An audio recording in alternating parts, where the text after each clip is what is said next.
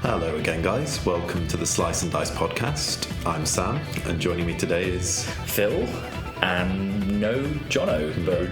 Jono's been busy at Legoland and is a bit pooped out from looking after his kids all week. He took them to London during the week, and then they went to Legoland. So I think that man is just flat out. So look after yourself, Jono. You're fine. Well, we've got it. We've got this. Big father duties can't be missed. Fair play to the man. Yeah, but it's been a busy season it's been a busy few weeks for all of us, or like months even, because competitive season has just like come in like a whirlwind. Big celebration times, yeah. Some fun tournaments as well. I've quite enjoyed it. So that's what we're going to talk about today, is just sort of like, what Slice and Dice has been doing, what events we've been to and stuff. It's going to be a little bit of like different mood, because it's just me and Sam, and we're just kind of chilling, and both of us are a little bit under the weather. Like, my hay fever has just killed me, and I think Sam is just perpetually taking painkillers. Just recovering from random illness that's just irritatingly mid, Yeah. God, it's the worst when you're like not ill enough to stop doing things, but it's making everything harder. Yeah. So what have we had? We've had store celebrations where the top 20 get a Miss Dragon and top 8 get a Rufus promos, and those have been ones we've been to are Leeds, which we already recapped a little bit last podcast. Yeah, we recapped one on the last episode. Check it out. And then we've done Birmingham as well. And then Derby we all did. We had our Nottingham one. Are there any ones? That's good. I don't think there's any we've missed that we did. That I think a few of the guys might have done different ones. Like Sean's been going around to loads. I think French and a few others have done different ones. But yeah. As far as us three or two at this point, that's all the ones we've done. But yeah, they've been across the country. Obviously, there've been quite a lot of them in Wales because the Cactuars are such a big player base, which is nice to see. Definitely. One thing we're going to incorporate today is that Jackie was really nice actually and gave, I don't know if it was you or Jono he gave the feedback to, maybe Jono, and we saw the screenshot, but Jackie was really good and actually said, from Leeds, and said, it'd be great, it was good to hear the event and like your insights to your matches, but it'd be good to have a bit more notes or structure, or like a little less and I can't quite remembers. So we're going to kind of hybrid that today, because we're still going to I'm still going to forget defo, but we've both taken notes of one or two events that we've been to just to see how it goes. So Jackie, if you're there, let us know if we've done a bit of a better job today. It'd be cool to know, because it's some good feedback and it's actually quite fun. Yeah. Did you enjoy taking notes? Yeah, definitely. I mean, taking notes in Derby, I think taking notes is just a great idea in general, even if you're not making a podcast, because reflecting on your games is how you improve. And like, if you're me, you do not have a flawless memory, and if you do have a flawless memory, maybe you're just like, I don't know, like talented or something. Can you give us your diet plans and or regime, please? Or your brain, maybe, I don't know. No, for sure, because it takes you at the moment as well when like something shit happens. I've had that in my last few things where like something's happened, I'm like, oh my god, and it actually helped me stick the memory. We'll go into that later. It could go either way. The trauma makes you forget sometimes. I guess before we get into the heavy stuff, this is kind of random and throwing Sam for a curveball here, but should we talk about Nottingham first? Because like, it's different. It's like you TO'd it. I TO'd it. I got paid to TO celebration, so lucky me, much to the dismay of one of the managers who didn't realise I was doing that, because I discussed it with another one. Oh no. Drama. It was fine. It was not a busy day in the store outside of our event, which was also, our event was nice. We had, what was it? We were just under the amount to 16. give out. It was 16. Yeah, we couldn't give 2 buys. We had to give 1 buy. And it would have been 5 rounds, so it would have been like another round. Maybe if I'd thought harder about it, I could have just entered myself just so I can give 2 buys away, but oh well. Sorry. That's fine. And it's nice as well, because the thing I realised is that the FF community are really good at managing themselves when it comes to Top Cut. Like literally, you can just go into Top Cut and you go up to the TO, and this happened at Derby, and just be like, the top cut's like this long, we'll just manage ourselves, put an hour on, and we'll tell you when we're done. Yeah. And they kind of just look at you and go, oh, all right. And top cut players are like really good on their rulings. Whereas that was a pleasure to TO. I just like turn to the top four and be like, so how you doing this then? No. I did have a vague idea of how they were doing it, but like it was really great to have top four was Steve D, Matt from Preston, James McNulty, and Dan who won the whole event on his Mono Windstorm. And Dan, props to him. Dan was such a champ because I got him round one, and Matt and I, Dan and I were talking outside the store beforehand, and it kind of got onto the whole, I mentioned Crayon Muncher thing in the podcast, and he was like, now the reason because of it is, and I can't actually remember, so sorry Dan, but basically he was actually like not a nice reason. He wasn't being rude or anything, and I was just being a bit of a... I think he was kind of saying it's like one line of play kind of deck, right? Yeah, and it was to do with a certain person that had like played a similar deck or the deck, and it was to do with that person. And a bit of an in-joke. But Dan was like a good sport about it, but that was actually quite nice to have that. It's like, people listen to the podcast, and it was funny, and it's cool. So Dan was a really good sport about that. But then when I played... Nice. But Dan was on, as we all know, Mono Wind, and I played his Wind Ice at Leeds, and then... being on a different deck and stuff, and then Dan just like literally looping hands around me, and I'm just like going, I'm getting like Vietnam flashbacks. It's not a favourable matchup for you either, is it? Because you're on Chaos Arc, right? Chaos Arc against Mono decks is hard, but against Mono Storm, and even if you make him discard 2, it's not happening, is it? Sure. But the main thing I took from that matchup, which Dan was really good, like Dan is one of the, like you've said loads of times, we're like really blessed to have really nice like high level players in this game. Yeah, definitely. And Dan is one of those. I think Dan's like one of those people for me. And I admit I don't know like the broader landscape and stuff, but Dan's won an event. You know, he's definitely coming up. I think he's won several store championships. So, and Dan was really nice when he kind of he knew it was going to be like a good game or whatever for him and stuff. And he like was advising me on a few plays and stuff. And the one thing that he advised me on that helped me with my Chaos Arc plays and has helped me with my slower plays since was like, if you know I've got a Chocobo in hand, or you know you want to pull off your Chaos and you're worried about it being amatted, you need to realistically save up for double summons, like a double layer of protection sort of thing. Yeah. I mean, that's what I do when you play Wall, right?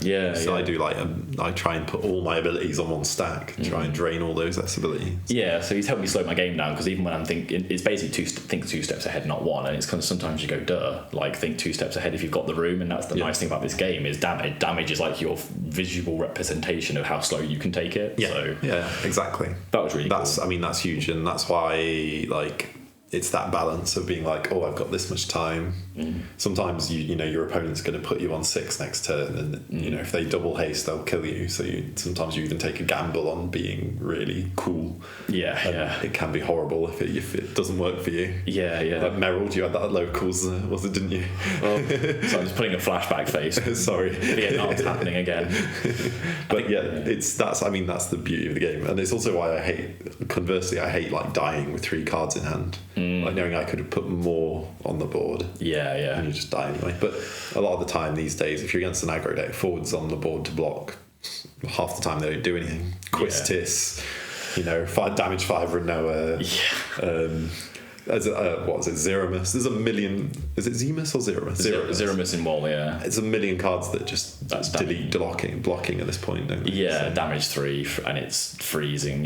So you expect it when you're against an aggro deck to not have blockers. So that's always why I value removal. Anyway, tangent there. The Nottingham event was like really nice as well, because we also put out all of our promos. Like I think I sat out for like, God, I don't know how long, like an hour plus, just like playing with all of our promos, putting it on a massive table. And your art cards that you acquired. That was big. People really enjoyed those, and I think, like I said, I think that like those deck boxes can fit like 100 cards in them or something, and I think I cleared out 2 to 3 deck boxes worth of cards. There's a mixture of people like, hey, can I have all these for my collection? It's like, just take them, like we're very privileged. You did better than I thought, because you asked me, you were like, oh, let's make a promo table. I was like, yeah, fill your boots, but in my mind I've always been like, oh, just getting people to take these damn promos. I got to get creative with it. There were a few people that turned up and I was like, oh, do you have promos where you come from. I know you don't want them, but maybe you can have like literally a whole deck box to take them for your locals. And people were like, oh shit, that'd be epic. So I gave, I think, 2 entire deck boxes full of just like 6 of every promo that I could get big ones of. Yeah, nice. And people got to take some back for their locals, which is super that's so cool. nice. That's great, and that's nice to know we're like enriching the community around the country a little bit.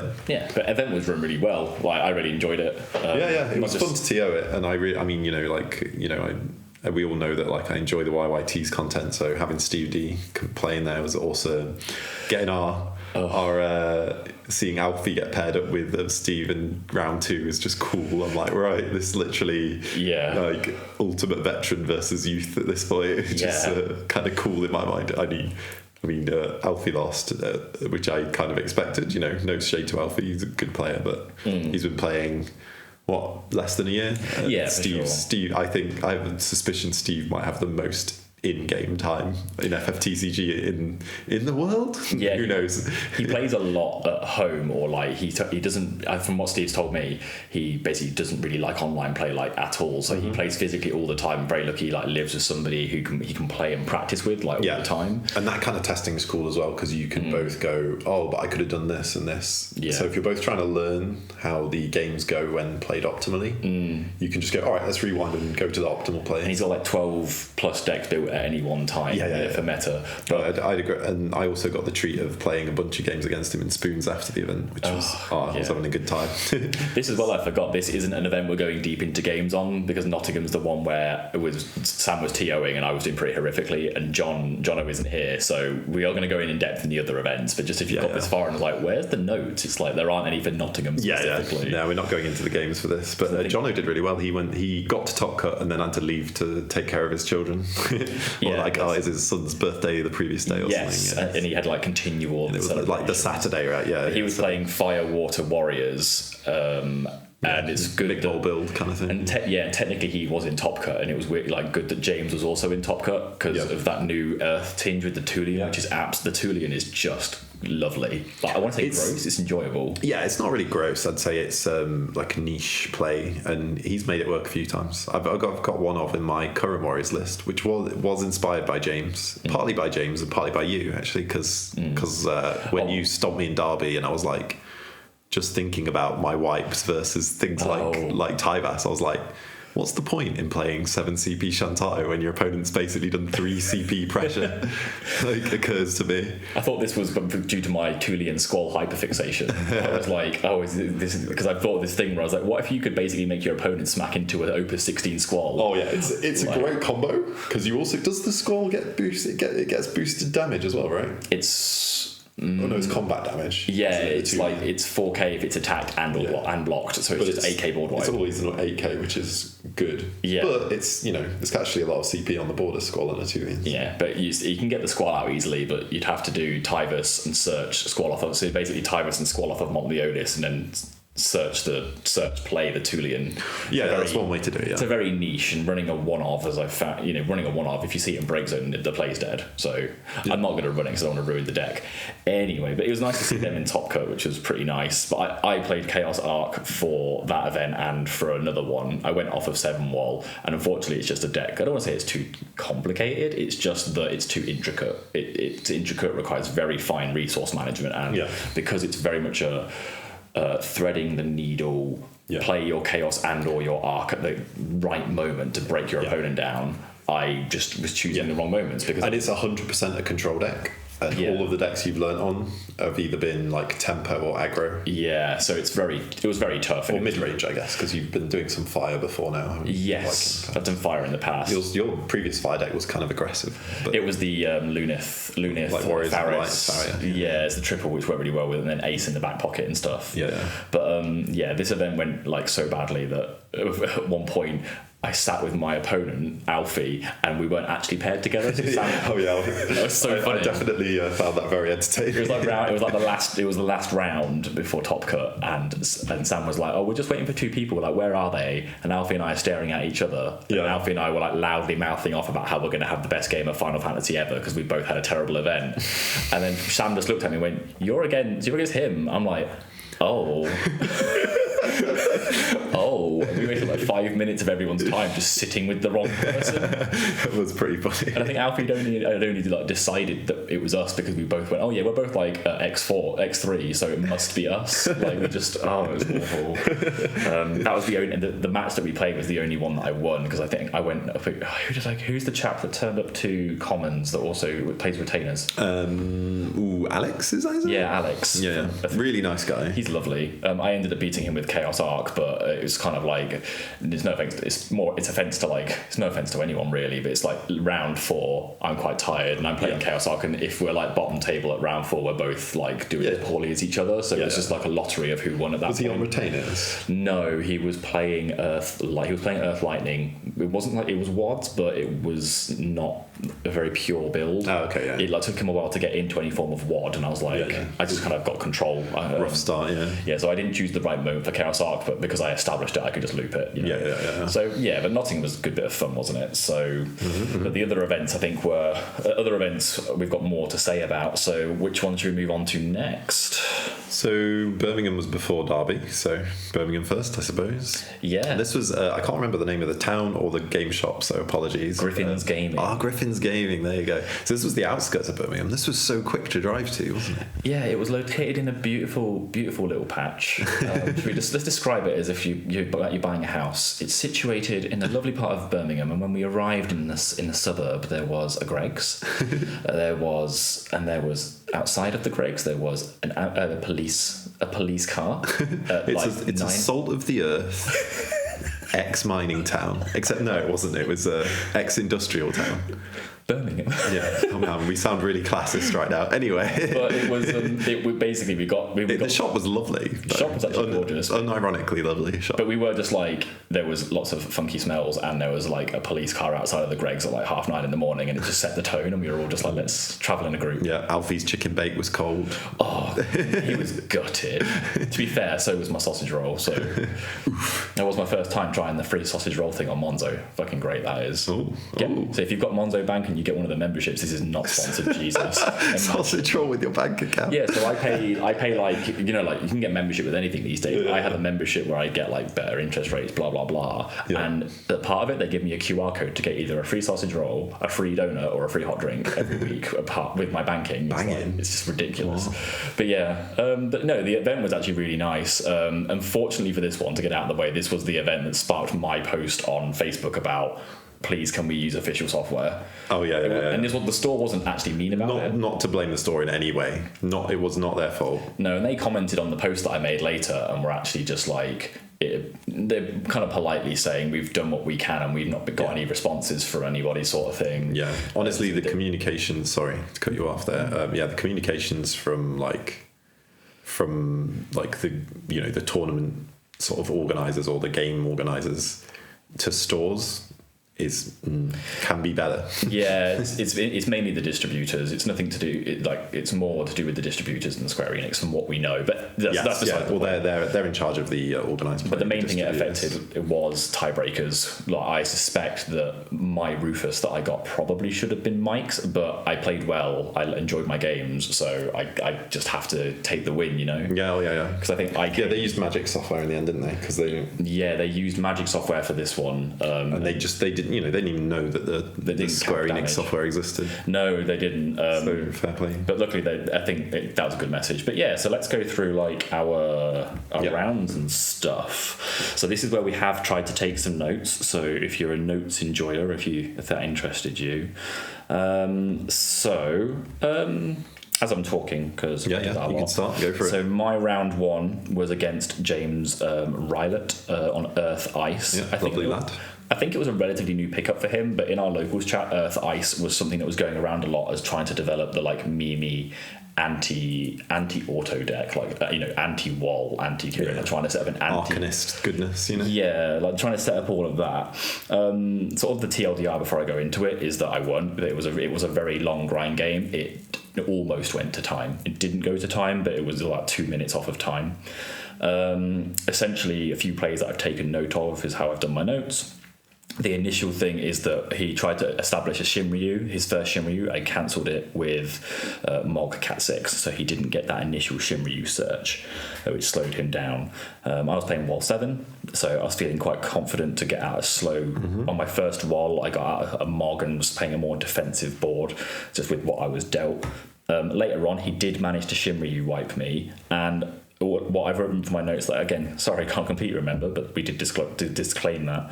But basically, I had an opportunity to prevent that Shinryu from even happening somehow with my Opus 1 summoner backup, but I just didn't. So I lost my entire board. You probably a Kusith, you could have cancelled that. Yeah, I think it was the Kusith to bring it back, because this one he did, I can't, you know.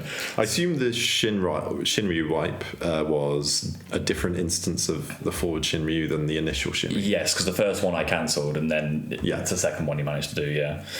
So then he did a Shantotto wipe that was a forward Shantotto wipe, so the LB. I was like okay with that because it was very expensive on his part, and I actually had a Wall 7 in the pocket at that point, and I also still had my backups going. So classic Wall 7, you get wiped and you've still got a handful of cards kind of vibe. It's that play I learned from Cat 13 basically. If you're playing a deck where you have like a central piece like Wall or whatever, always play one and then immediately search another somehow, try and get one and hold on to it. So it's kind of like in Cat 13, always play hope, search Vanille, search hope, kind of do that endlessly until you've always got one up back pocket. Keep it nice and safe in hand unless you're against a deck that has 2 colours of Dan, in which case keep it in deck. Keep it in deck or keep it somewhere else, you know. Play it immediately. But then the cincher, so James was getting quite a lot of freeze off at this point when he was sort of managing to establish little bits of board and stabilize. He kept on dull freezing my summoner, and I just kind of went really good tournament mode and just went, sure, fine, not a problem. No, but Opus 1 Summoner is just pay 1 ice. I can pay that from hand. And this is something that Paul McAvoy actually reminded me of when I was chatting to him a while ago about him playing the Opus 1 Summoner. Like, it doesn't need to be active. Yeah, and you can just discard it from hand.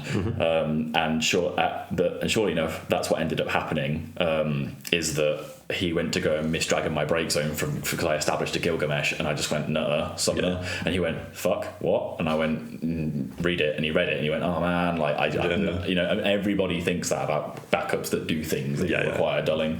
Most of them require dulling, right? So it will trip people up. So I won that game. I admit I didn't record my damage for my notes, but I won that game. It was quite a comfortable, long grind of just surviving board wipes, re-establishing, and constantly making him commit resources to stop getting aggroed, and he couldn't keep up with it.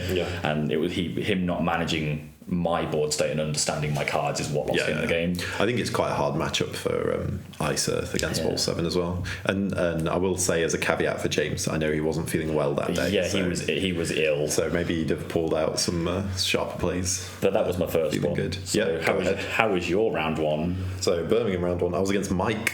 He was on his Mono Earth. It's funny because I took my pet deck to Birmingham.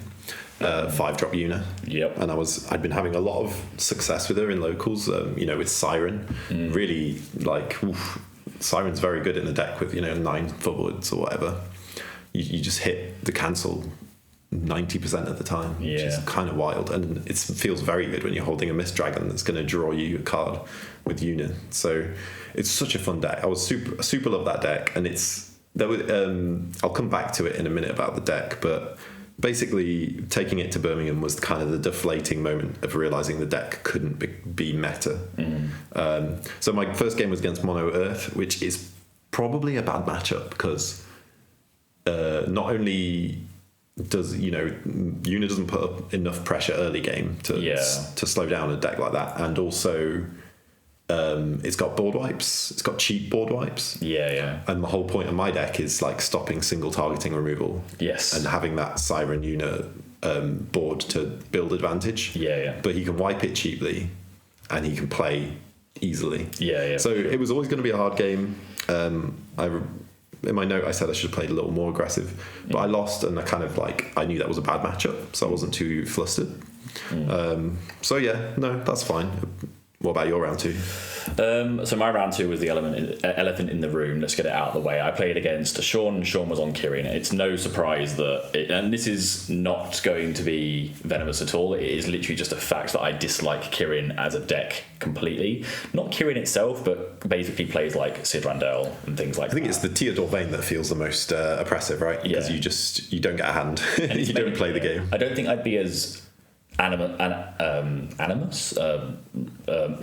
What's the word? I know what you mean. I wouldn't be so have as much animosity towards it if I didn't play. Yeah. I think like if I didn't live in Nottingham and I played against it once every 6 months, I wouldn't be that tilted, because I play against it like almost every week that Sean attends, which is nothing on Sean. You should definitely rock a thing that does well. Yeah, I mean, it's nice to have that off-meta strong aggro deck, right? But so these are the plays that have happened almost every time I've played against Sean's deck, and this is what happened round 2 after having a really nice game against James. So I was trying not to like when you win a game, you're like, ooh, I won. This is going well today. Let's keep it steady. Let's that's what I always do when I win a game. I'm like, keep it steady. Let's just see how we go. Got paired against Sean. I was like, I might as well scoop. I literally just said, he's like, oh, don't. Oh yeah, I remember your reaction. And then he was like, oh, don't be like that. So I was being a bit of a baby. And so he sat down with me, and I was like mega pout mode. But I pulled myself back and just went into tournament mode. Yeah. So I set up. I don't see wall. I see way 2 wall. He allows me to search. I go first. Turn 1, he establishes Cid Randell, and I just look at him, and he's just like, yeah. And I'm like, like you were saying, we're going to have a good game, and come on, let's play this out. You never know. And then he just turned 1 Cid Randell. So he just looked at me. He's like, I do feel bad. I'm like, this turns off my entire deck. It was quite funny. But basically, I do a few more searches, try to maintain hand size, and I start to think, okay, what can I search that's a turn slow? Because it has to be, because the whole deck is auto based. So like, I can go Axstar and then attack with the Axstar with 2/3 drop. Like I can Leo the following turn, then attack with Axstar for 6k. Yeah. Like that's about all I can do. But I didn't really have access to those things, but I just wasn't in the headspace. I was like, or I could little Leela and power reduce, but is he just going to get rid of them? Yep. None of my thoughts actually mattered on turn 2, because I didn't have access to cards at that point anyway, because Wall needs it.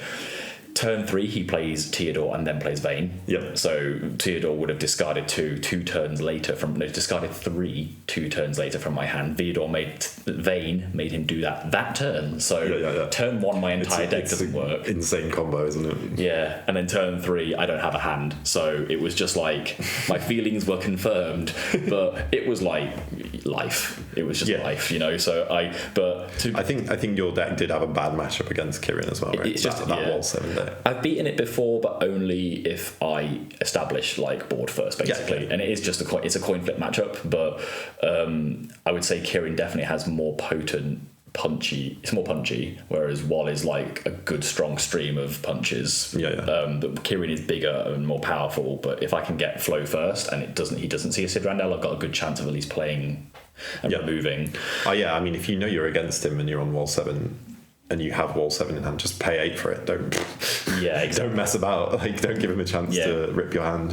Yeah. So Sean 7 over me, and like that was that. And to be fair, Sean's deck and like the whole matchup set a precedent for me to move away from Wall 7 after that. Like we've seen in like American events, like Wall 7. I've still seen Wall 7 in a lot of like top cuts, not topping very high. It might be like top 8s, and like it'll come like 7th or 8th. Sometimes the occasional 4th or 5th. Yeah. But it's not winning anything. You wouldn't have a chance in the UK. Like UK meta, you would not have a chance top cutting with Wall. Well, I do think the UK is good. I mean, obviously Alex proved how strong it was last set, so I guess a world-class player might still take it to the top. I don't know. But possibly. But it'd be interesting to see what he runs this year anyway. We'll see a deck from him. But it'll be fascinating to see. I think a lot of people are like trying to out aggro the aggro deck kind of thing, and it is starting to work. The meta's kind of shifting and mindset's shifting sort of thing. But so the only card I saw from my notes, the only cards I saw were Tyvus, and I was like, okay, I can play the Tyvus, but I have to draw a warrior, and I think I only run 7 warrior cards in deck, so it's either 3 or 2 ward, 1 Yazuki, and the 3 Axstar. So the chances of drawing into them were like really small, but even when I play them, none of them work. So it was just like, it is what it is, but it inspired new decks, which we can chat about later. So how about your round 2? We can do a little meta review as well. I definitely had some thoughts about the meta when you did that. But game 2, I was against James on his Warriors. James McNulty, brilliant deck. And it's interesting because He's on Earth, Fire, Water Warriors, and he plays. I also have started playing Earth, Fire, Water Warriors with a slightly different build. I'll go into that later. But anyway, I was on my Unideck. I think he had his usual kind of start, like I can't remember if he went 1 or 3 backups, but then Tyvas lines, the usual stuff. I think I go 2 or 3 backups, get the Una Siren down, start trying to. Oh no, I think I only go Una because he's been quite aggressive. I think I've not got time for Siren yet. And then he does the Tyvas. What's its name? Tulian play. I use Mist Dragon to save her, so she doesn't take the damage. Yes. Even though he swings into her. Yeah. But it's I've spent too much already when I do that, and then he just wins with the warrior pressure. Yeah. And to be fair, I think it was quite a technical game, and I think he played it really well. I don't know if there was much more I could have done in that game, but I was inspired. This was part of my inspiration to play the more proactive decks, realizing that board wipes are just not worth it in this meta. Yeah. Play a more tempo deck. But yeah, I'm really inspired by his Warriors list, and I'll talk about the differences in a bit. His Warriors list is definitely. I won't talk about differences too much, but it's definitely his Warriors list is definitely a bit more tighter and technical because of the Earth element. Like Fire and Water just gives you that surplus if you're lucky, and you can you've got to manage your hand size, but it just gives you more resources to plow out the Warriors and do warrior things. I think his list is interesting because I think he refuses to be too swayed by the meta. My big appeal for playing Water in that deck, mine's more of a splash of Water, whereas he's doing equal thirds, and he's doing it very cleverly by playing a lot of multis. So He's got Une, he's got basically 20 of each colour, which is wow, so consistent. Yeah. He's got Unes, which I don't play at all. He's got all these interesting multis. And he plays all the Earth summons are just so nice to get that recovery when you need it. Bash and Kusith and Tyro in a deck is just consistency. It's so nice. Yeah. But yeah, he went that route, whereas I was I want to splash Water because Lena is one of the best cards you can have in a tempo deck in this meta. So mine's a splash of Water with Lena, Kukalanes, and obviously the Mogs and the usual water cards you would include, and then it's largely Fire Earth. Yeah. It does mean I lose Larsa. Yeah. But I've learnt to go 3 Meath. Unfortunately, when we went to Derby, I wasn't on 3 Meath. But anyway, back to the Birmingham games. Yeah. So continuing on the James McNulty train, I played against James in round 3. Now this was after Tilt Central against Kieran, so it was looking back on it, this is probably the stupidest loss that shouldn't have been a loss. Mm-hmm. This isn't saying I would have had a good time against him, but I knew he was on Warriors, and I was so I knew there was Fire. I knew how that existed. Mm-hmm. But after the Sean thing, I was I'm playing against Warriors. They can get a little bit aggressive. I'm just gonna. I don't like doing it, but I'm just gonna fart out a wall turn 1. So I drew into a wall naturally and just farted it out, and it got amatted, and it made the game extremely slow and grindy. And I did end up losing. I think it's. Admittedly, he had an Amat in hand, so I was going to get something Amatted at some point. He could have Amatted a Sarah FFL search or something like that. So I was playing a slow game regardless. And we played a friendly afterwards, and I beat him. But then we played a friendly after Nottingham as well, and he'd kind of learned a bit about War 7 and wasn't that threatened by it. So one thing I know about his deck is in Birmingham he was on no Mist Dragons, which is why most people would be whoa, no Mist Dragons, what? But he did switch to 2 Mist Dragons by the time we were on the Nottingham store celebration. So he I respect his resistance to the meta, but even he has to be swayed by certain cards such as Mist Dragon. Whereas I'm just you know me, I'm just 3 Mist, 3 Amat. Best summons in the game. Why would I not be playing them in those elements?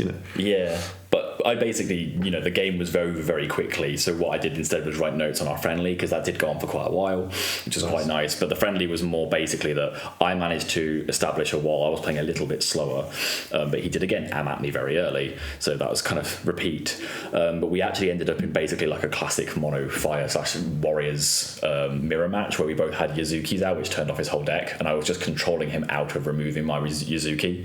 The clincher for that was using LB Cloud to break his Yazuki, and my Axe-Star was live, and it could attack as well. And once I basically did that LB Cloud Yazuki Axe-Star play, it was just I had control and controlled him out. Nice. Cool to see Yazuki still coming through in this meta where you've got Cloud and stuff, you know. Yeah, because it's weird. People have been saying in Warriors and WoL that Yazuki is like becoming less relevant, but it's because Warriors is kind of climbing-ish. It's like climbing a bit more in the meta. It still has quite a lot of relevance, and people are only running it at 1. And sometimes I look at my current deck that I'm playing, I think I'm kind of tempted by 2 in case I lose the first. Yeah, I've switched to 2, but that's more for my Meaths than anything. Yeah, for sure. But yeah, I mean, this is part of the reason I run 2 Kuka lanes in my deck that's mainly Earth and Fire, because I love that card for solving so many different problems, you know. Yeah, and then we've got the round 4 where Sam and I played each other. Shall I do my game 3 or? Oh, sorry, yeah, game 3. Yeah, that's all right. It's all right. I mean, it's very straightforward. We had a guy there who doesn't usually play FF, and he was playing on what appeared to be a front doormat or something. He was playing on an orange doormat, and they were playing casual Magic like before and after the event. Yeah. And they were really great, fun people. And he's playing this like FF14 aggro deck, and it's very all in. It doesn't have it's kind of like an aggro deck of old. It doesn't have much rebuild factor. It's Hien Y'shtola shenanigans. Yeah. And I was on a uni deck that's full of board wipes. And I already knew what deck he was on, so I kind of knew I was going to win that really easily, and I did. Which felt a bit bad, but like it's fun when you have a player who doesn't play much who turns up to an event and they're just looking at all the things the meta can do, like, wow. Yeah. So, and he was a really good sport, so respect to that guy. Your round 4, our round 4. But for those, because it was not, that's a nice thing about that event, I remembered, was that there were your opponent and the other guy who were locals that basically walked into their store one day and went, whoa, why are there like nearly 15, 16 people at an FF event? We've never seen this before. Like, what the fuck? So when we told them about dice and stuff, they were like, oh my god, we might come across. And there were 2 other. Yeah, it'd be good to see those 2 guys, because we did see the other 2 new people who did play for like the first round, and then they both dropped because one of them would they basically both never played before. Yeah, and one was literally on a starter deck from Opus 3 or something. Yeah, one was on a starter deck a starter deck, and the other one was on K Dredge list, but it was very new to him and stuff. And I think he got paired against someone else. Who was it on the Lightning Ice list? What's his name? It annoys me. Oh no, he's Paul. He's a Paul. Paul's lovely. It's interesting because the Paul from Scotland is an Ice Lightning player, and the Paul from Wales is an Ice Lightning player. Oh god! So that's how I remember them. I thought Paul McAvoy was his favourite. No, the other Paul in Wales. Okay, just to make this. Fallon. So many Pauls. One of you change your name, please. 2 of you actually would be great. Yeah, Paul McAvoy. You don't play Ice Lightning, so you have to change your name. Sorry. He plays Earth Lightning, I think, is his pet deck. But it was nice to see them. They ended up coming to our locals, which is quite cool. But round 4, me and Sam. Yeah, me and you. This is the game that made me realise Una could not be a meta deck. And it's not you played it really well though. It's not an event out of Nottingham if Sam and I don't get paired, because Leeds and this we both got paired. So I remember you opened with Tyvas, so I was like, oh, interesting. Yeah.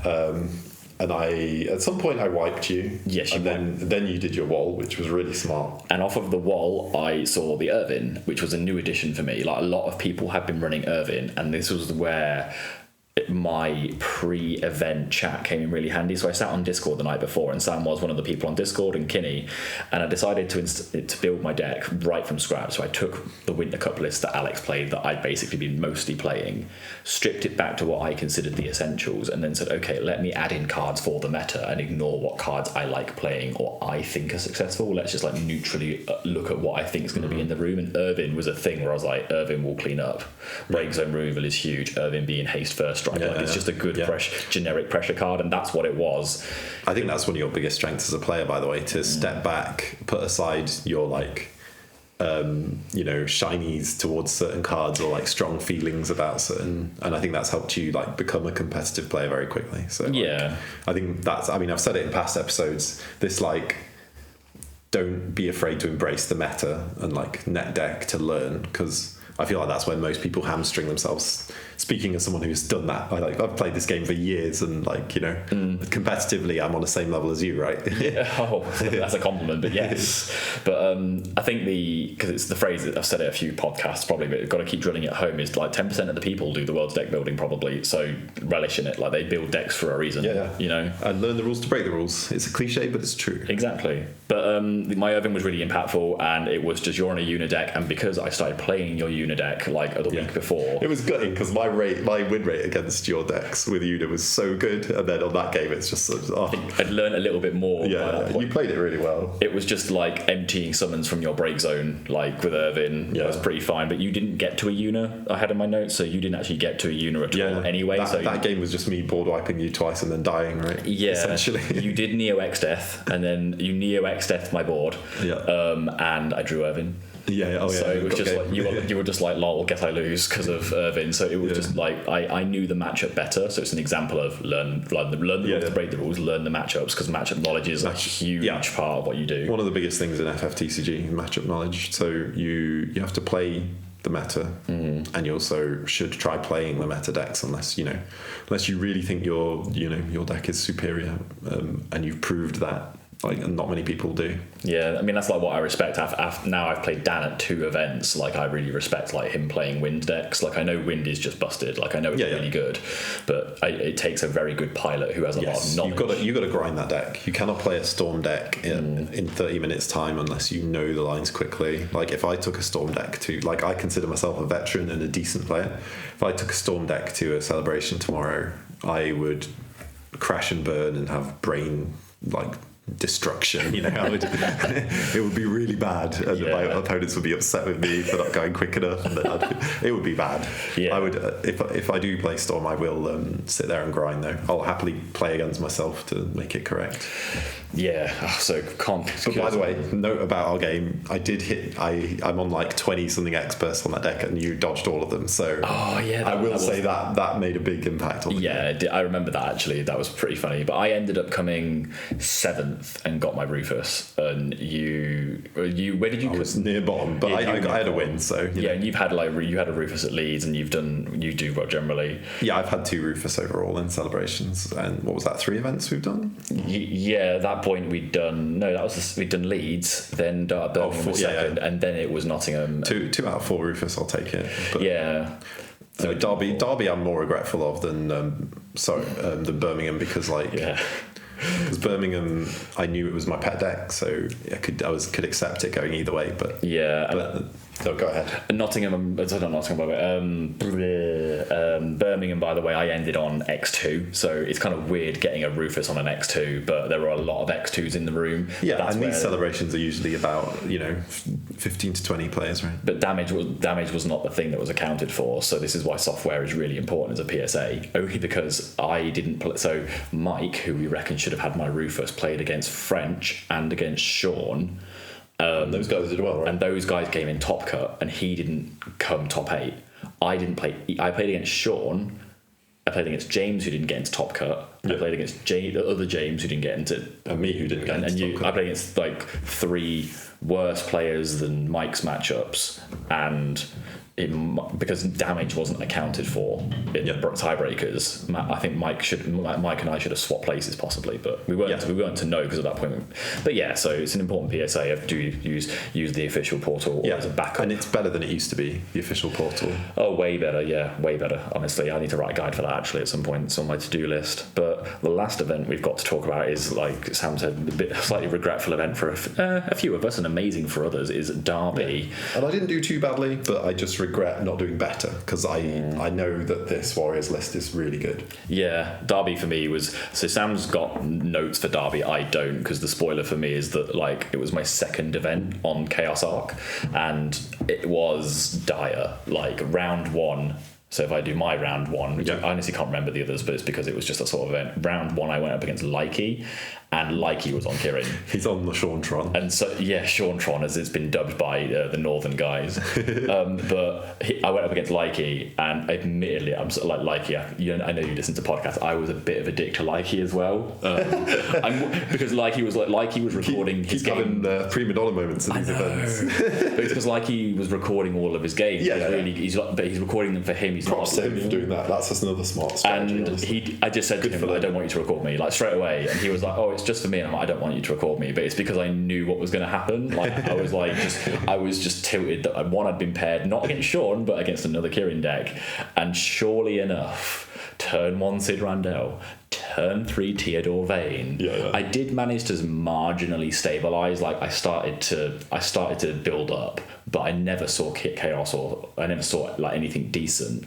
And when I did put out a couple of forwards, he basically had enough CP in hand, because I put stuff back in his hand at some point, and he just ended up going 2 cards that meant he dull and then froze. My only thought, my Une. It was I did an Une and I put the Vane back in his hand because I know that Kieran is very light on wind.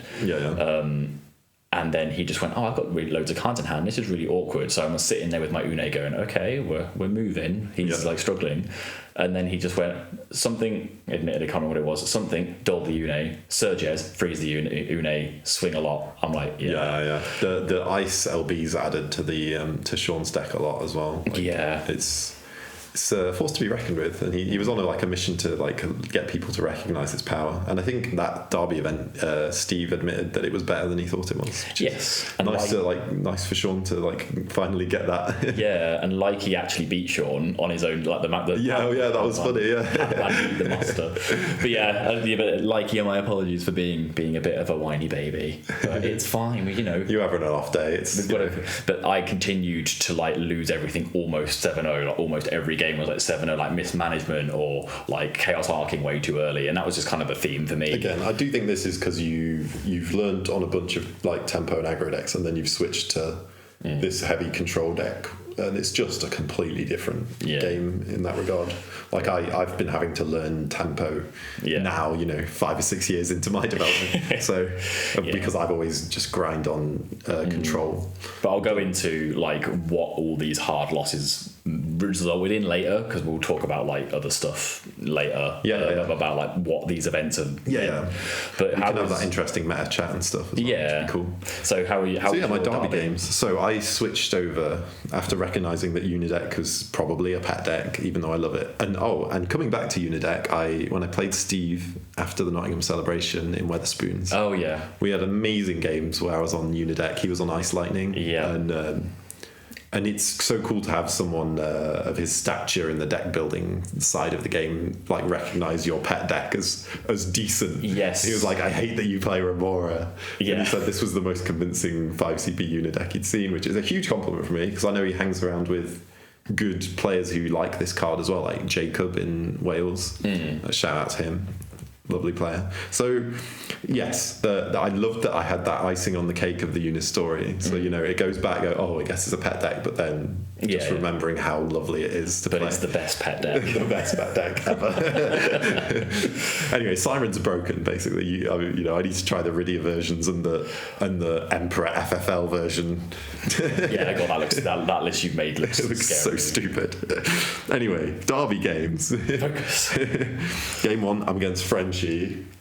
So after this event, Frenchie and Mike have this conspiracy that I always draw whatever I need when I play them at events, which I think I'm just playing a good deck, and and they're playing weird decks. Are you saying skill issue?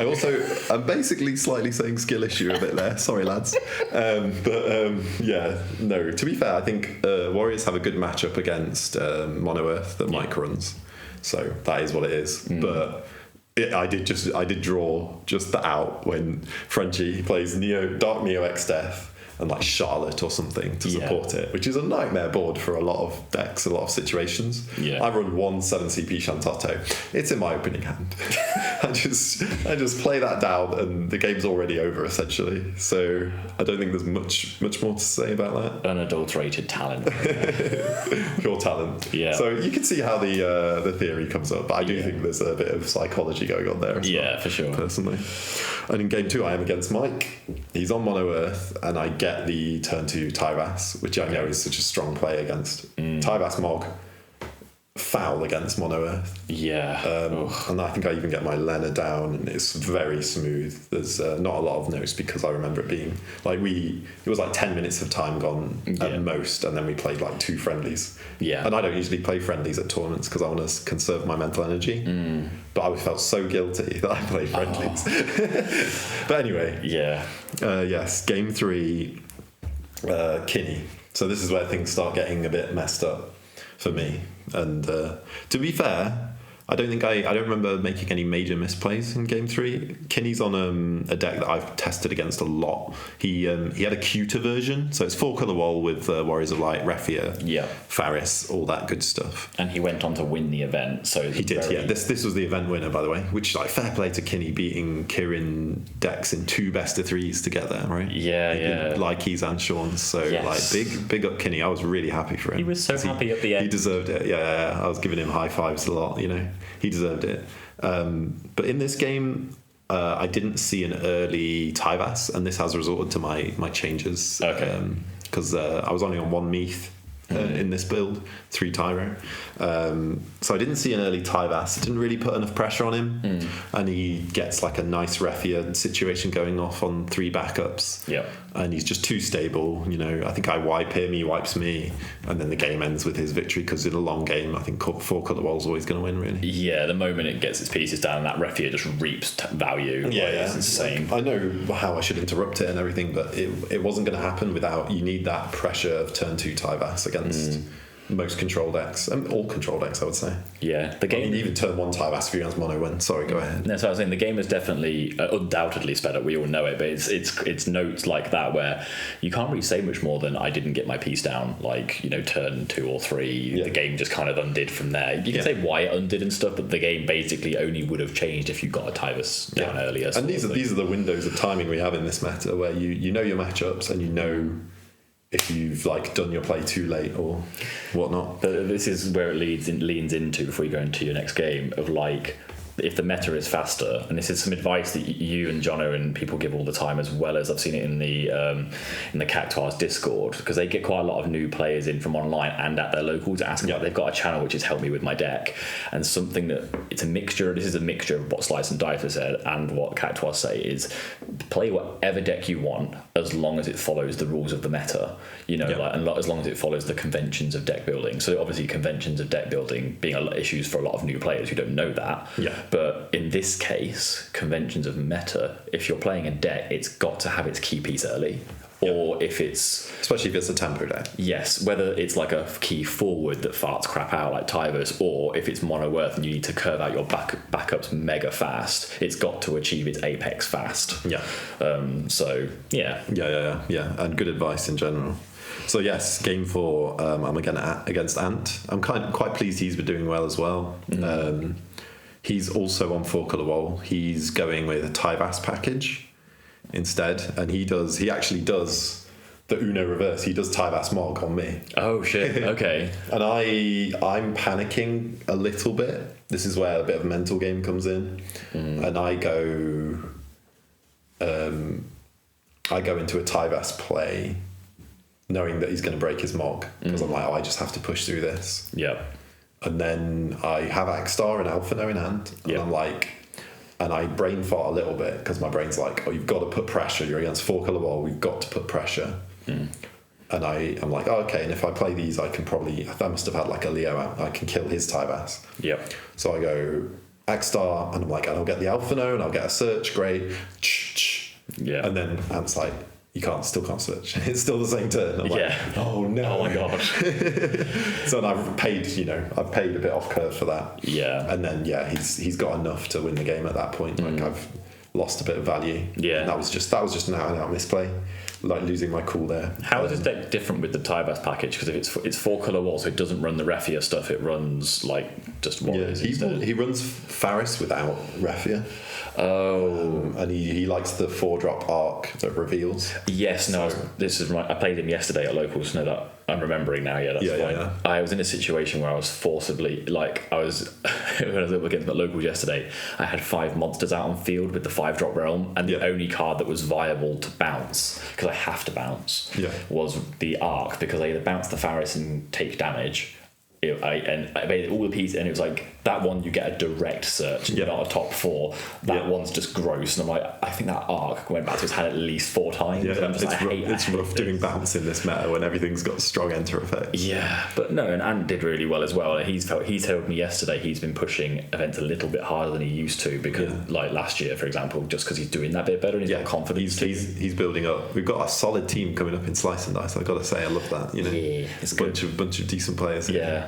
And then obviously Sean doing really well with his like off the wall crazy aggro deck. Sean's just like we're all sitting in our little like jerseys like on the bench like getting ready to play and warming up, and Sean's just sitting with a baseball bat with like nails on it in the alleyway like ready to. We're like unleash the monster. Yeah, it's just like bring out the slugger, and Sean just like lays down the smackdown. Exactly. Yeah. No, it's cool though. I mean, I really love it, and I do think there's a nice case for us traveling to different locals and things, like when you see like the Birmingham guys be like, oh, people playing this game. Yeah, like there's like, it's kind of like there's a potential laying in wait, isn't there? Yeah, there is. There definitely is. There's a few untapped scenes that have got players and collectors mainly that are interested as well, but they need other people to turn up to their locals or something. Yeah. Like I see online people are they really want to play webcam games, and a lot of players who actually play do Octagon or whatever. Yeah. There's a validity in webcam games, but it's just it's a lot of faff when you've got something as like handy as Octagon. Yeah, exactly. It's just that manual setup and stuff. But it's been generally moving on like a good for me. It's been my first competitive season, and actually in any TCG, this is the first time I've done this much in a season. In Yu-Gi-Oh, I think I basically did like a regional if all my friends went, and the regional I would say is the equivalent to like it's like a 30-40 person event maybe. Yeah. Like a big regional is like 100, like the ones that I've ran. So you can get regionals that are like 100, you can get some like 30-40. So they're like double the size of a store celebration. Yeah. I maybe did like 2 of those a year, and then I go to Comic-Con because it was Comic-Con, and Comic-Con is normally where Nats was. Not Nats, but we had like events that were the size of a Nats, but it wasn't Nats. I did those, but I was always like not thinking about my games that much, or if I tried to think about it, I couldn't analyze it as much and get any information from it, and I never really improved. Whereas this one, I've done like events back to back, and don't improve. Sounds like a nicer process then. It's definitely a nicer process. It's just like, I think facing what has felt like some Yu-Gi-Oh style losses, where like turn 1 losses to me feel like Yu-Gi-Oh losses. Like I've said before, I can really enjoy losing in this game. Yeah. But when I get Yu-Gi-Oh style losses from like Kirin and stuff that I don't enjoy losing to, then it makes me go, oh, it's just like the same fucking game, Yeah. But I think, and this is a nice segue into the meta chat. Yes. So I think, obviously Sean's deck, it's very forceful, and I think if a deck like that, it's one of the fastest decks in terms of reaching its win cons, like Vayne Theodore. I think in that regard, he absolutely, he's done something cool, but it is, Amat and Miss Dragon make a big impact on that deck. If you see them, if you know you're against his deck, hold them. You're giving yourself a great chance. I mean, and obviously board wipes are good against it, but board wipes are currently generally weak. And it's interesting because we're in a meta where you've got hyper aggro decks, you've got kind of tempo-ish decks like Wall 7. Yeah. And you've got control decks like Mono Earth and 4-color Wall. Yeah. And Storm. Yeah. But mid-range is like severely underrepresented right now. Crazy, yeah. Because removal is like, just normal removal cards are generally fair. You're playing a bit of Mono Fire at the moment, right? You're playing one of the mid-range decks that could maybe creep in the meta, but struggles because it's just too fair. Yes, completely. And that kind of reminds me of Cid Randell, right? This is a card, silver bullet card, that ruins a lot of the current meta decks. Yes.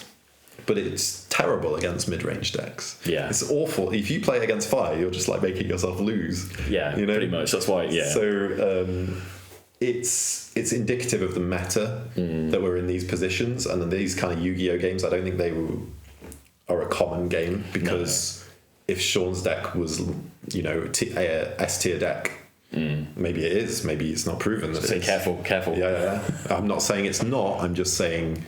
It's not got the representation at tournaments to say it is. Then people would be playing more Mist Dragons, more Amats, more ice backup that stops a cost literally swinging. Everybody. All of this kind of thing would a lot of these mid-range options as well would be becoming more popular in board wipes. Garuda.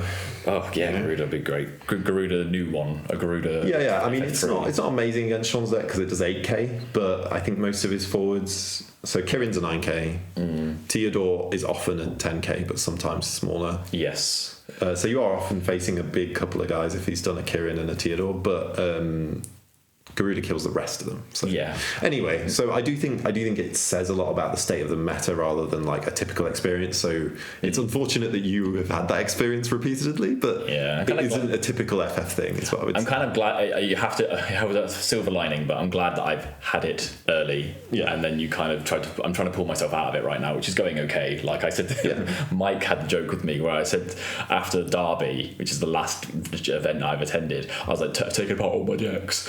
I don't have a physical deck right now, guys. And they were like, lol, K. And then I came back to locals the week after, and Mike said to me, "Were you at locals last week?" I went, "Yeah." And he went, "Long break then." I was like, "Shut up, Mike." It was a long break. Got called out. It was a long break to me. It was like 2 whole days of not even letting a single Final Fantasy card enter my brain. And then one day I just had a good tingle of like, I'm going to do this, and I did it, and that was a break for me. Nice, yeah. And you've been doing something a bit different as well, where you're trying to like deck build yourself a bit harder as well, aren't you? With this fire deck and stuff. Yeah. Should we do meta chat first, or do we want to do that now just because we're on it? Well, I mean, I did my big chunk of meta chat. Okay. You go ahead though. My only thing for meta chat is just like kind of doing the strat that Steve has mentioned and taught. So he hasn't taught me directly, but I've listened to how a lot of people look at stuff when you like go on FFX, look for something roughly the 20-30 plus range, make your event, and it is basically like 4-color wall. Knights. They're the biggest aggro deck. And then you are still getting a lot of like chaos arcs. I think it is there. Chaos arc. Yeah, chaos arc is definitely in. Or like some form of 8 forward siren control thing. It comes up at like random events where the meta must be a bit shifted. Yeah, I think the sirens are really good. It's just not like cracked to an optimal build yet. Yeah. So that's a really fun thing to work on. I think I'm not surprised, and I'm happy to say that I called it. Like when this meta first started, like this season first started, people were like playing Cat 8 and going really hard on Cat 8. Let's say mainly Ice Lightning. It's funny that it was so popular because it is so fragile to break zone removal. Yeah, it's a good pet deck. It's a very, very good pet deck right now, and it can be splashed into something and it'll probably get better. And I think it's going to get better based off of the spoilers we've already seen, where there's a lot more dredge. The problem we still have, no matter how much dredge you give a deck, if it doesn't have targets to dredge... Yeah, there's only 2, right? There's just the 2. Yeah, so like literally most people, you only have 6 cards and all they do is haste, first strike and 2/2k. Like it's all of it's removable. It's just free bodies that like haste and vanilla essentially. Yeah, so first strike doesn't do a lot in this meta. So I'm not surprised that Cat 8 has just fallen off, and the only Cat 8 that I'm threatened by is Lightning Water. I think it's interesting. I do think Cat 8 decks in general are like tier 2. Yeah. And I had a lot of fun on Lightning Water at the beginning of this set, Mingwall's build. Yeah. I did face Zav in Leeds and his Ice Lightning build, which is like he calls it a burst deck apparently. So I've been talking to Alfie, who's been talking to Zav. Yeah. And it's more of it's not tempo, but it's not hyper aggro either. It's like poke you twice and then try and kill all of the rest of your damage in one turn. And Scions do the same thing. Yes. Because they can be so hasty. And I do think those decks are good, especially in the right hands. Like I've played some friendlies with Alfie, and he's had some terrible games with them and he's had some good games with them. Yeah. So I'm reticent to say like these, there is a question mark over these Ice Lightning decks for me, this like Zav style build, and I think it's quite high skill ceiling to like make the right lineup play. Yeah. But remains to be seen, I guess, if they'll get Yeah, I think it will get better with time. I think it's something that I would like. It's good to buy it, but Irvins are like insanely expensive right now because you can't get them anywhere. But it's a deck that will definitely, I think, get more targets added to it. But right now, it's just a bit Mist Dragon like really messes it up, you know. Yeah, it doesn't do any. It's kind of upsetting for it. We've seen a lot of like wind. I think when you only ever see one wind list at an event, but if it's there, it does well. So wind is still around. Still will be pretty happy with that. So you've got that handful of... Weirdly, it's funny because I feel like this meta isn't that control-y, but it actually is when you think 4-color wall, Chaos Arc, Storm, Mono Earth, which is kind of a 4-color wall deck in a way. Yeah. These are all the control, like these are 4 big control decks. These are a few of my favourite things. Yeah. You got wall 7. You've got warrior decks that don't have wall 7, but they're similar flavour of sort of tempo. And then you've got your hyper aggro decks, Knights, Shorntron. Yeah. What else? And then I think you're truly in tier 2 when you're looking at these Siren decks, right? Yes, monster decks, you know. Yeah, because when you go back further in, like earlier into the season, you see less 4-color, and it's mostly, like you say, Earth, but basically 4-color.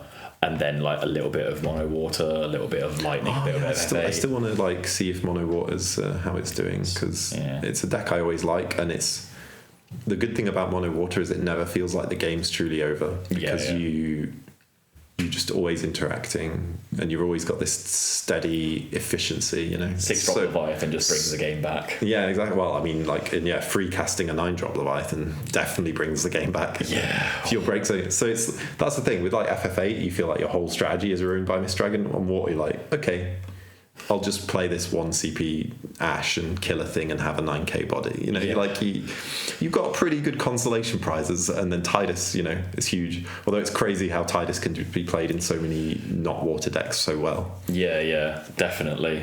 I tried to play Tidus in Chaos Arc just because I was told use it as like another Man in Black, like do Tidus, don't play the kicker, get back and use the new Una to get back a summon kind of thing. That's wild. Yeah, it's like instead of running Man in Black. But if you can pay the kicker, it's good, right? Yeah, exactly. But it's like always having a Man in Black recycle on hand, essentially. Just that one recycle was quite funny. But anyway, yeah. So, but we've got a few events like coming. This year we've got Continentals coming up still in Huddersfield at Gemini Games. So I think I do really want to do that. And then our Materia Cup finally announced. Folks, we've been waiting for this for months. So, guys, we're so happy. Yeah, so guys, prepare like your sweat wipes now with the whatever venue it is. The event called, people are already like in comments like going, get ready to sweat. Like, literally get ready to sweat. The back door will be open Silverlock Hall or something. Can't remember the name of it, but it's hosted by the Brotherhood. So we get our classic thing of having a 2-times world champion taking our deck lists and stuff. This community is so bizarre, you know. Yeah, but I love I welcome a chance to see Alex, and I'm sure it'll be a lovely event. 100%. Yeah, I think I do want to go to that one this time. I don't know. So the Continentals is our Nats, and the Materia. So they're similar size events, aren't they? I'm always confused about which of these feels bigger. I don't remember. I'm not the sort of person who remembers which has prizing and how they're different. I've not worked this out yet. Coming into this game, I can't work out what a Materia Cup is in terms of scale. So maybe they usually feel like 100-player events, like the same. They feel the same size. Okay. I think like they have slightly different relevancy in the competitive season, prizing and buys. But yeah, I mean, I'm gonna try and go to both of these for sure. Like, I'm looking forward to having nice big events in Huddersfield was a good day out. I know there's a really good like the Pound Bakery or something nearby, so that's all I remember is there's a good bakery near. Oh my god, I've purged Huddersfield from my brain, which is weird. Wow. Because I think it's a fine place, isn't it? Yeah. It's like north-ish. Yes. Like Yorkshire area. I think that's the first one where I drove everybody. Okay. Yeah. No, I love an event in Yorkshire. Yeah. Yes. Sorry, I've now remembered Huddersfield. It's my first ever event. I took my Cat 13 where James McDuff recycled Tifa somersault on me for like a solid 30 minutes. That's a good meme. Like, that's the best meme. No one does that. Who does that? Smiling James's bonding moment. Shout out to Duff, man. Yeah. And so one other thing we can cover, which is something you didn't end up being able to attend, was my Pauper Cube got tested online. Yeah. Shall we? And just looking at where we are. We could do some Pauper Cube. Yeah. So basically, I've been hyper focusing on this. I love it. We actually got to run it, and I got 6 players, so perfect amount for a cube. Yep. So it was me, Jonathan Ho, James Duff, Steve. Matt from Steve D was playing, Matt from Harlequins, and our own Ant. Yes, because Jono did turn up, but there was an odd number, so he ducked out. Yeah. And that was fantastic. I was so happy that we had these people turn up online. We got to test the deck. Well, John Ho drafted all the knights and really good fire cards, and I quickly realised that fire was overpowered. So it was a really good test in that I got to tweak parts of the deck. I ripped out the dragoons because they're just silly, and like trying to put a 2-of in a 1-of format cubes silly. And I got some feedback off James Duff and Jonathan Ho and Steve D, which is amazing. So I am planning to physically build the deck. I need to like number order the serial codes so that I can go through the bulk at Dice Cup at some point. Man. Like, it's great though because I'm using AI to like help me organize the text for the spreadsheet, so it's all a fun little project. ChatGPT, can you optimize my cube please? Yeah, honestly, I've literally asked ChatGPT to like arrange things in the text for me. It's funny. But yeah, it was a great little event. It's funny because I think I just like did really average. I drafted into some weird colours. I think I went ice, wind, lightning. Okay, yeah. So I was in all the off colours essentially, the ones people don't go for draft largely. Okay. But I did draft the hope, the multi-element hope, and the multi-element barrel eye. Oh god. So, and I didn't really draw into them most games, but the last game against Matt, I just drew into it, and I had the like ping breaker damage forward thing going on in the deck too. So he went in with some forwards, broke them. Then he went in with Wall Mobius and a huge card, some kind of really big splash card. Can't remember specifically what it was. Maybe Genova Synthesis, maybe something else. Yeah, they were big guys, and then I just went okay.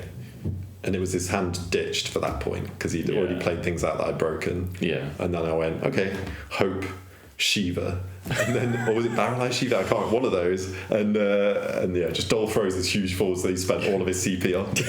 Enjoy me. And then I was like, wow, good feelings. And then we had a friendly next game, he won easily. So, I mean, the format was cool. The board states was so, like, you would never see this in any, like, constructed game. Brilliant. I really enjoyed it.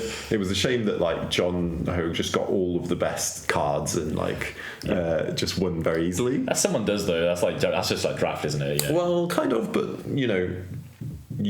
what you hope for is a meta where people know where the most busted kind of synergies are, and they fight over it to the point where it's spread out and weakened. Nobody has it, so it's supposed to be kind of self-balancing. That would explain why the drafts we've done at yours have been relatively heavy on the 2 or 3 people, because there's like 3 of us that have no idea what we're doing. Yeah.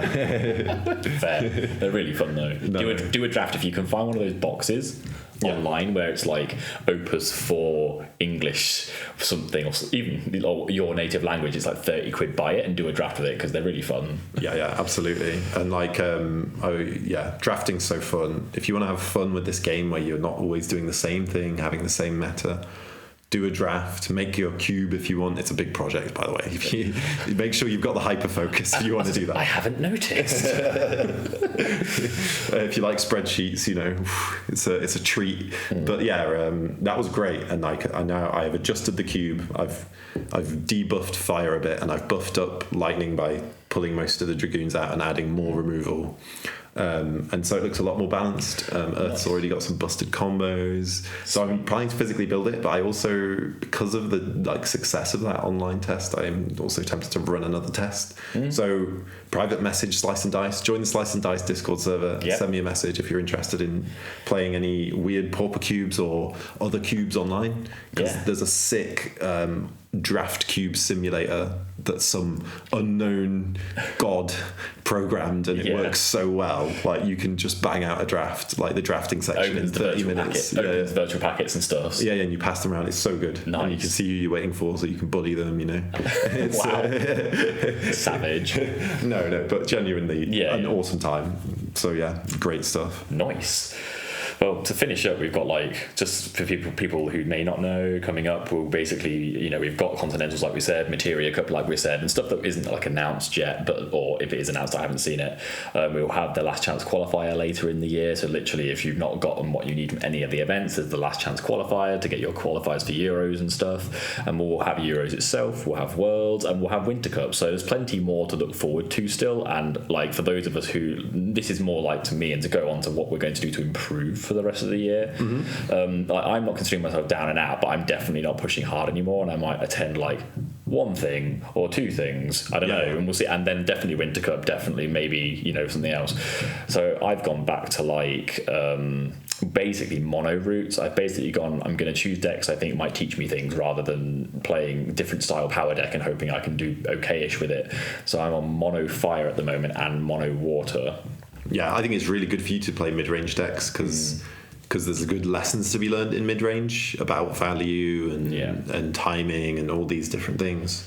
But they're just not represented right now, so it's a great idea. And I'm not playing them to win. Like I literally chose them going like I'm not going to play these, and then if I like play someone at locals or go to an event, I'm not aiming to top cut or win everything. It's literally to see more play, more interaction, learn some matchups and learn some stuff. Yeah, and mid-range decks are so interactive too, especially mono water and mono fire, you know. So I have had a mono fire video half written for ages, and then the meta changed so drastically. I had like what we called the new meta jimmies, the new Opus Jimmy. Yeah. I get that really bad, and it was fun to see you get it now. So I was like, oh my god, I can't do my mono fire anymore when I told everybody that Squall was relevant, and now it's not, like, kind of thing. So we're doing in mono fire. I'm doing basically the Montleonis package, and you've got Tyrus. I'm running one Minwoo. Some people don't run any of her. Minwoo FFB. I think she's underrated. She's Chicago Materia Cup deck. Ooh, she's absolutely cracked. Yeah. Really good. Good. So for those of you who don't know, Montleonis, the LB3 legend, fire is like, take 2 forwards, fire forward at your break zone. If you have 5 fire backups, play both of those forwards. The forwards have to be 5 cost or below and 3 cost or below. Play them, haste them, then break a backup. Generally off of that, the general players are like, one of your things is Tyvus. Tyvus play like, Firion or Akstar or whatever it might be in your flavour of deck, or Ward. And then the other thing is normally like Minwoo. And then if your hand is already empty, or if you've not, you empty it because she's hasted. So discard 3, dull her, 10k your opponent's board. Hasting is huge. Like, and so then good. The news thing, which I was taught from Sarah from YYT, playing her mono fire, was then you do your 0 cost Minwoo action ability to play a free jet from break zone to make something power trade. Such a ceiling, like it's removal, 10k aboard, like wow, insane. But mono fire has felt to me it's like a little bit more aggressive old school mono earth, because it is like, I need to get my backups out, I need to get to the situation where I can like double culinary and get 2 free backups out, kind of thing, build up my goblins, build up my character count, and then do things. And Montleonis has made this such a more back burner deck than it used to be. Like when in my old one, like White Warriors, I've liked to play stuff, get it down and make it stick. You don't care about things sticking. But I'm changing it so it's got 1 Meath, just so, and I've added a couple more multis just so that we can get more search, better chance of Tivers. But I'm doing. If you want to make it more competitive, you do have to lean it towards those multis and the warrior package. But it is so fun. And again, it's weird that all of these like mono decks are just relying on the break zone right now. Like, Mist Dragon, just ominous always. But I'm like basically doing this experiment where I'm trying to tune mono fire without turning it into warriors, because warriors is basically a better mono fire, like, for the most part. So I'm trying to tune it to keep its identity. And it's really fun. And James Kiddie gave me some advice from Cactars as well, which is cool, and looked in his and stuff, that like 5-drop Xenos, 3-drop Alphino, and the Hien package where you can literally do 6 damage in 1 turn. It's absolutely disgusting if it happens. But the mono fire's been pretty good, and then I don't need to break down mono water too much, because it's just basically 9-drop Leviathan says hello. Typical mono water package running the Elwaka that upsets you.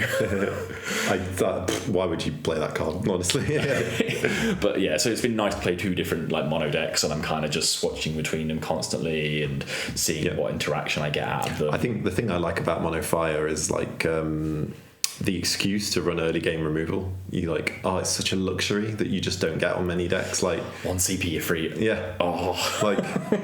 Like your opponent's trying to do cheeky things, like Cid Randell, we've already said, but early Zidans, you'd be like, kill, Ifrit, Goblin, problem's gone. That's what's been really nice in mono fire, is just doing that and being like, lovely. Although the game I played Salamar, I played a game on Octagon where I didn't actually resolve either of my Montleonises, and both of them got amatted. Strangest game that went into like basically almost deck out. That's that was wild.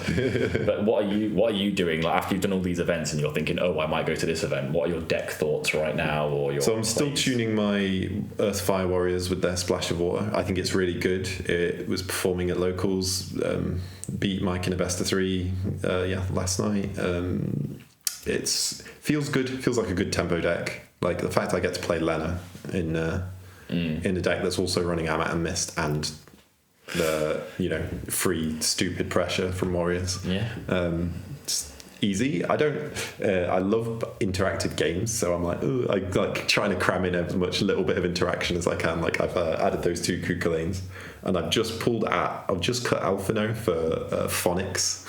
Yeah. Just so, because Bash always comes down nearly every game, and I'm like, well, searchable 9k removal. Yeah. When you've like played your Axstar, and your Ward and stuff.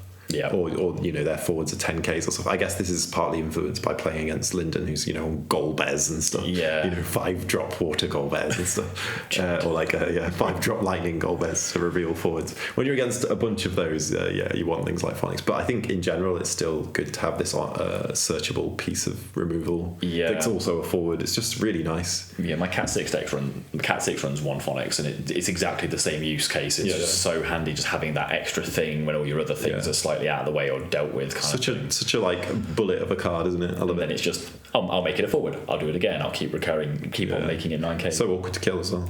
Yes, very much so. But we have gone for like a lot longer than I thought we would, which is I don't know. I think that's a good thing. Yeah. It's been nice. It's been a nice chat. Yeah, but I hope people have enjoyed Salmon's and mine's little ramble today and our notes and stuff. So it'd be good to get I personally, I think we both would like feedback on the things we've tried to improve. So Jackie, I love chatting with the community. It's good to like shout you guys out. So please ask us questions, shout us out, tell us we're scrubs. Engagement is engagement, right? Oh no, we're not going to make like a horrible Twitter conversation just for the sake of it, just get impressions.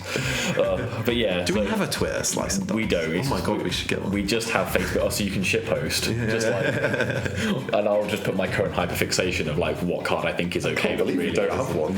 Jonathan loves social media. What is he doing? Oh, maybe we should do this, Jono. You'll be listening to this before it goes out. So let's think about whether we do a Twitter or not. Oh, but then we'll get like links in bio and things like that from all the Twitter bots, and then that's the life we live now. Paul McAvoy doing Gilgussie in bio and Gilgussie. That was the name of his old 7 deck, Gilgussie in bio. It made me really upset, and I don't want to know the story behind it. But it's funny. Oh, but we will see you in the next episode. So look out for that and listen to us on normal platforms. Thanks for staying to the end, guys. Appreciate you. Take care. And catch you later. Bye. Bye.